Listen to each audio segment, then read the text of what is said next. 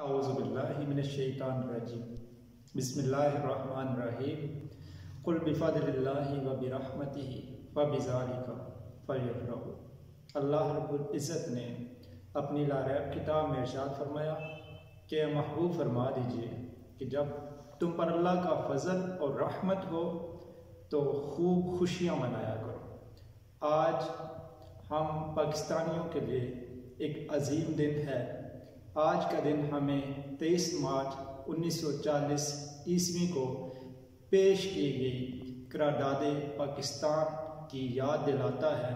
23 मार्च 1940 ईस्वी को मंटू पार्क लाहौर, जो कि मौजूदा इकबाल पार्क है, वहाँ पर करारदाद पाकिस्तान के नाम से एक करारदाद पेश की गई, जिसमें मुसलमानों की जमात मुस्लिम लीग की तरफ से ये तकाजा किया गया कि मुसलमान एक अलग कौम है और हिंदू एक अलग कौम।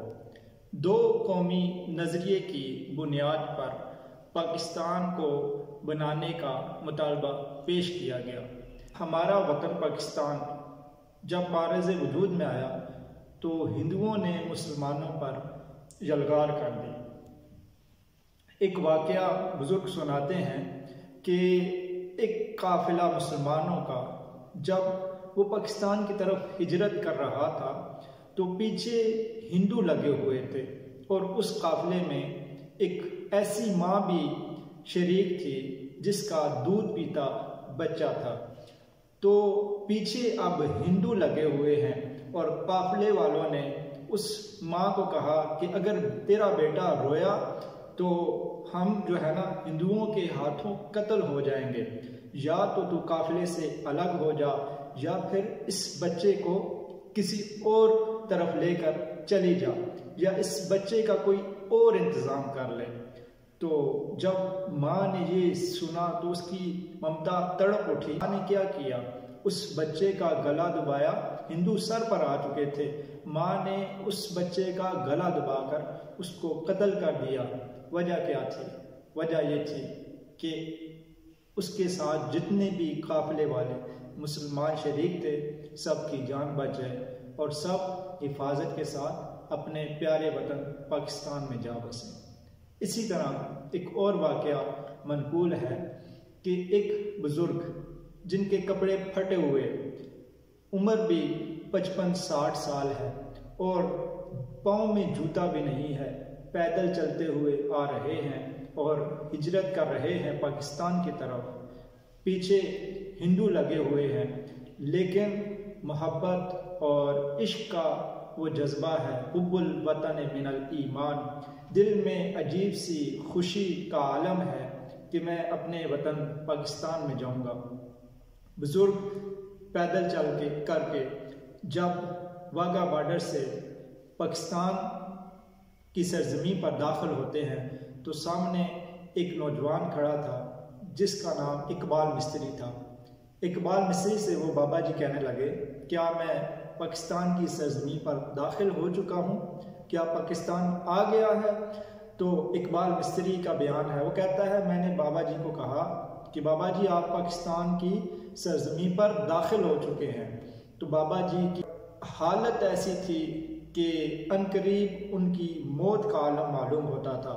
जब बाबा जी पाकिस्तान की सरजमी पर दाखिल हुए, उनको बताया गया आप पाकिस्तान की सरजमी पर दाखिल हो चुके हैं, तो बाबा जी ने अपना सर सजदे में रख दिया और अल्लाह का शुक्र अदा किया और इकबाल मिस्त्री को कहने लगे कि अब मैं इत्मीनान के साथ अल्लाह रब्बुल इज़्ज़त की बारगाह में हाजिर हो जाऊंगा।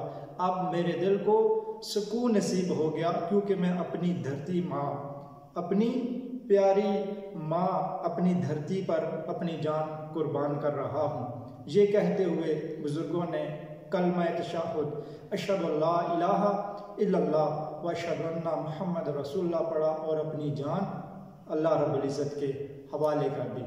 तो साहिबो, अर्ज़ करने का मतलब ये है कि ये हमारा पाकिस्तान, प्यारा पाकिस्तान, ये अगर शाद है, आबाद है, पाइंदाबाद है, तो इसके पीछे हमारी माँ, हमारे बुज़ुर्गों की मेहनतें, उनकी قربانیاں، ان کی کاوشیں شامل ہیں، کیونکہ آج ہم ان کی بدولت حریت کے ساتھ، آزادی کے ساتھ اس سرزمین پاکستان میں سانس لے رہے ہیں۔